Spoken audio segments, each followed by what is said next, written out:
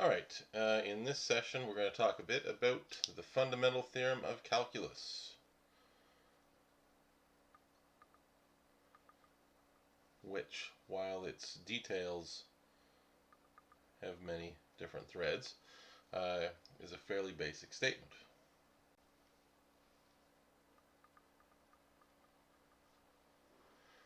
It's broken up into two different parts, and we'll hit the details of it in a minute, but the basis of it is that for practical purposes, integrals and derivatives are basically inverse operations of each other. You can undo a derivative by taking an integral, you can undo an integral by taking a derivative. The details work out a little bit more than that, but that is the basis of this for practical purposes. On page 298, your textbook states the fundamental theorem of calculus part 1.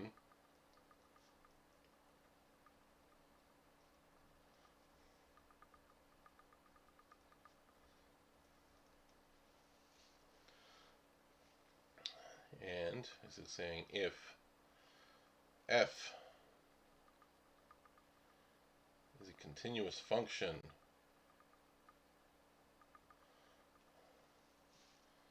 on AB,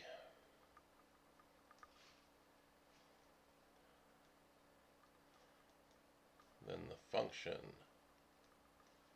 capital F of x being equal to the integral from a to x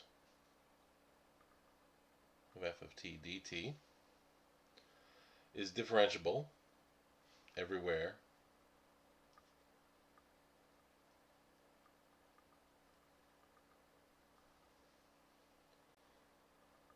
on all A and B. I should say on all x in that domain. And the derivative of said function with respect to x, which would be equivalent to saying take the derivative of that integral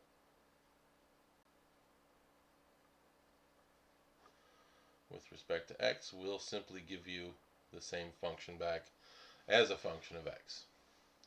And this largely sets up the relationship between derivatives and integrals, that they are inverse functions of each other. A couple of things to stress in this setup. A is a constant in the start of your interval, while x is variable. I'll mention a couple of examples of working this. We're not going to do a whole lot practically with this statement, other than letting it set up that relationship between derivatives and integrals. But a couple of examples of working with it, just so you're aware of what it looks like. Example 1 on page 299 asks you to find two different derivatives, and the statement is going to be pretty straightforward.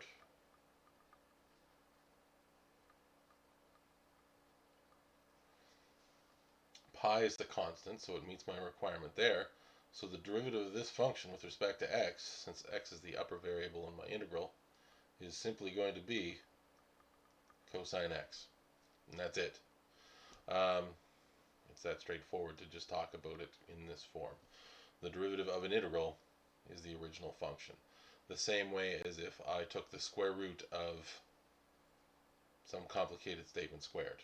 If I took the square root of 3x squared minus sine x plus 1 over x, and then squared that, I would get that original statement back. The same thing happens with derivatives and integrals. The only thing that you need to be careful of in this case is that upper limit. That's where your variable has to match up. The other example given is derivative with respect to x of the integral from 0 to x of 1 over 1 plus t squared dt, and that's simply going to be 1 over 1 plus x squared. Doesn't really matter what your lower limit of integration is, as long as it's a constant. The upper limit has to match up with your variable here. If it doesn't match up but is related to it somehow, that typically leads you into some sort of chain rule setup, which we'll see in a moment. In example 2 on page 300.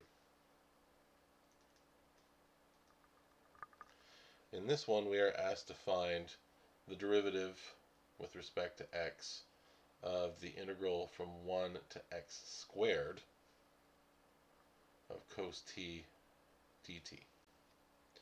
And to set that up, we make a substitution. I'm going to let u equal x squared.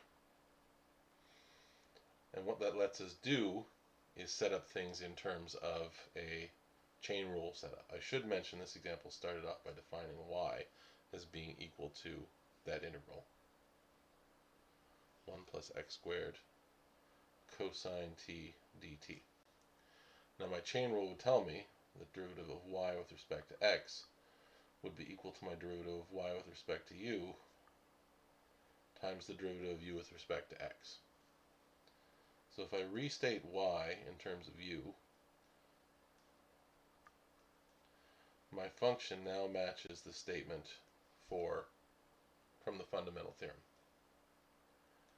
dy du now would just equal cos u. I know that du dx is equal to 2x, so my overall derivative dy dx is going to equal dy du times du dx, or simplified 2x cos x squared. So you do have to be a little careful when that upper limit doesn't match with your variable, but for as far as we're going to get into it, a simple substitution will allow you to restate things in this form. One more example of working with this, and then we'll move on to part 2 of the fundamental theorem of calculus, which we've already spoken a little bit about in the last session.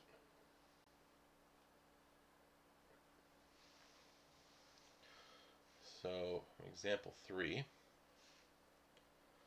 you will occasionally find cases where your variables aren't where you want them to be.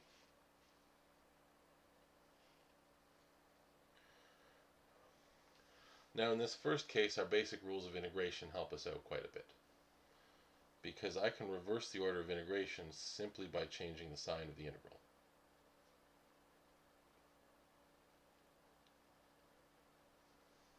And then my derivative is quite straightforward.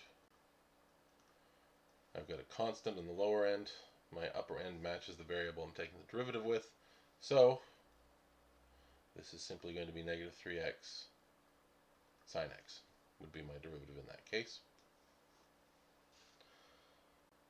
And part B, where we've got now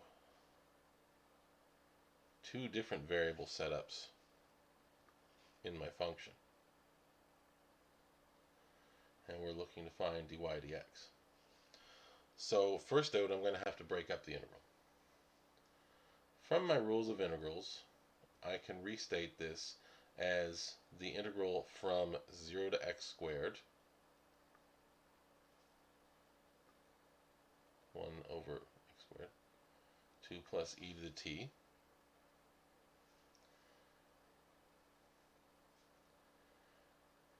oh, I shouldn't say plus though, this should be minus the integral from 0 to x, 0 to 2x, of 1 over 2 plus e to the t dt.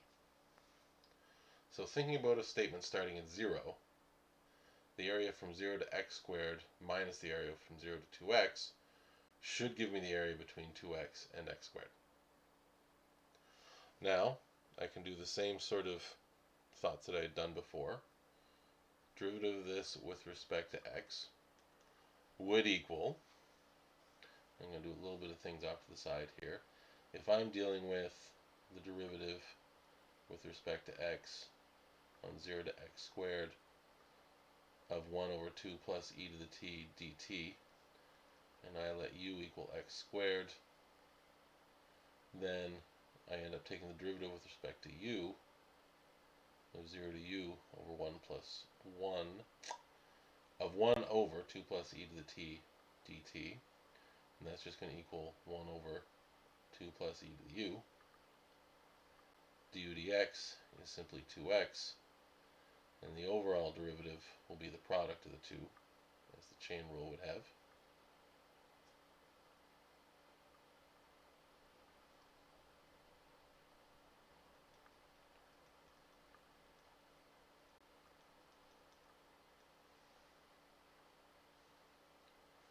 And similarly, if I'm taking the derivative from 0 to 2x of 1 over 2 plus e to the t dt, and I let u equal 2x, then I'm taking the derivative with respect to u of 0 to u of 1 over 2 plus e to the t dt, which is just going to be 1 over 2 plus e to the u, and du dx would equal 2. So my overall derivative with respect to x will be the product of those two things as per the chain rule. 1 over 2 plus e to the 2x times 2. So then in my subtraction, I end up with 2x, basically the derivative of my upper limit, times the function that I'd have gotten out of this, minus 2 over 2 plus e to the 2x. And there's not much more I can do with it than that. Now, don't worry too much about this particular concept, taking the derivative of an integral. It's not something we're going to spend lots and lots of time on, but I did want to stress that that relationship is there between derivatives and integrals. What is going to be more practical for us is using part 2 of the fundamental theorem, which I introduced the other day, and we'll show a few more examples of now. So this is from page 303, the fundamental theorem of calculus part 2.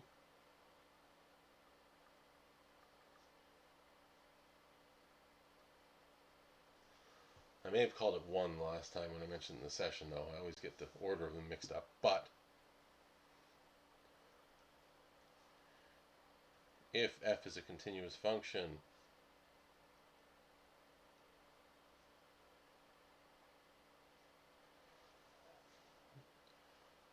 on a to b, and capital F is any antiderivative, and when I say any antiderivative, that's really just taking into account that thought that you can have a constant of integration that shows up that wouldn't necessarily change the value of any derivative that you've got. For instance, the derivative of x plus 5 is exactly the same as the derivative of x plus 10. These would both be antiderivatives of 1. They'd be different antiderivatives, but have the same derivative. So capital F is any antiderivative of f on that same interval. Then the integral from a to b of f of x dx is equal to the antiderivative evaluated at b minus the antiderivative evaluated at a.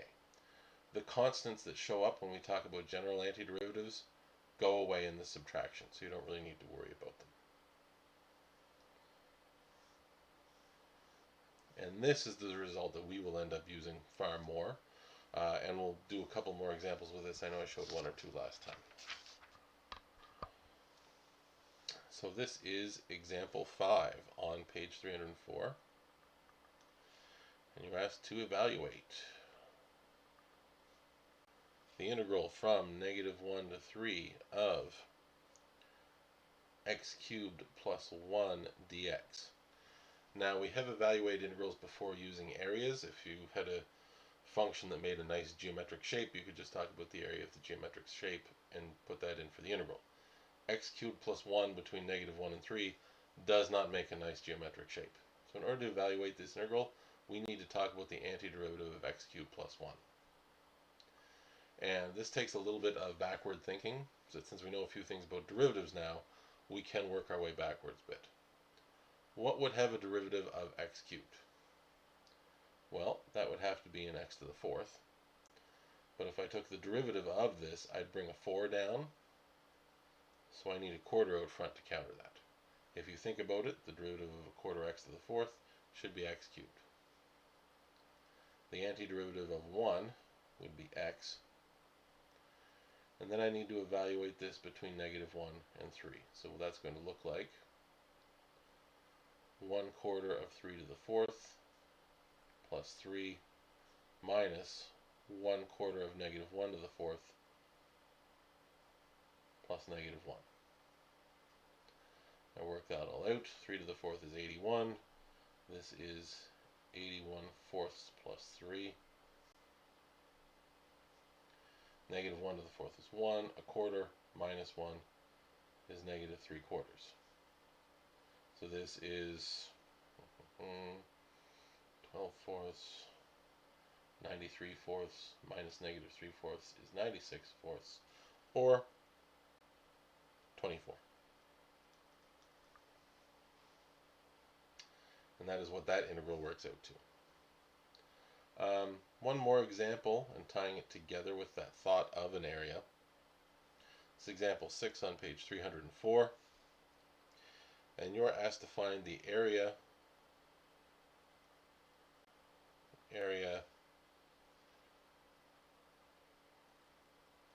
of the region between the curve y equals 4 minus x squared, where x is between 0 and 3, and the x-axis.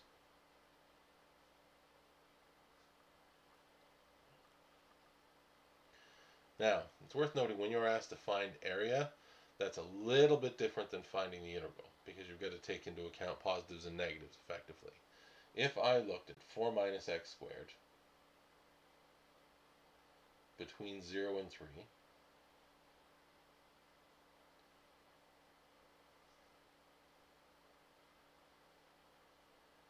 this is at 4, each tick is 1.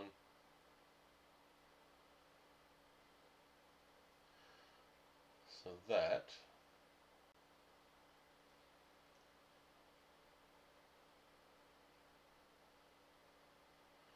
going to graph out something like this. And 3, 5,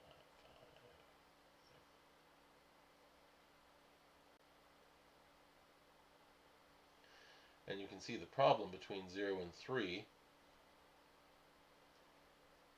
is that you cross the axis.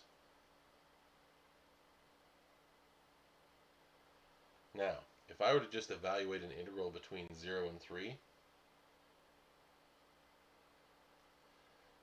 of 4 minus x squared dx, that would take this area as positive and this area as negative and combine them. That would not give you the total area that you want, so this doesn't work. I need to find where that 0 is, that's at x equals 2, and break up my integral accordingly. The area that I'm interested in would be the integral from 0 to 2 of 4 minus x squared dx minus the integral from 2 to 3 of 4 minus x squared dx. And it's minus because this integral would turn out to be the negative of the number that we want. You might also see it written down sometimes as it would be the absolute value of this answer plus the absolute value of this. Either statement works, although I tend to go with the subtraction myself, but you can certainly go off absolute values if you want to.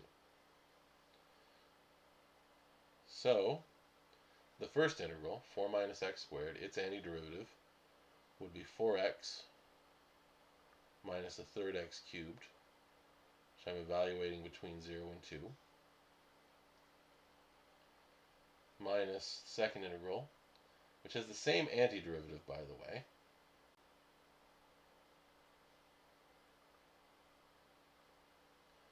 that I evaluate between 2 and 3. So working that out, I substitute in for 2 and 0. I get 4 times 2 is 8, minus a third of x cubed, or 8 thirds, minus putting 0 in is just going to give me 0. And then to my next integral, when I put 3 in, 4 times 3 is 12. A third of 3 cubed is 9. And then 4 times 2 is 8. And then 2 cubed times a third is 8 thirds. And now I simplify. 8 minus 8 thirds is 16 thirds.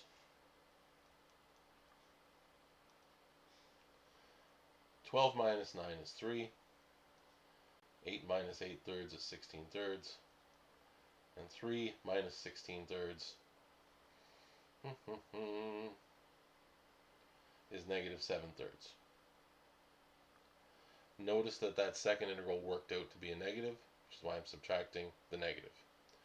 And overall, that area works out to be 23 over 3 square units.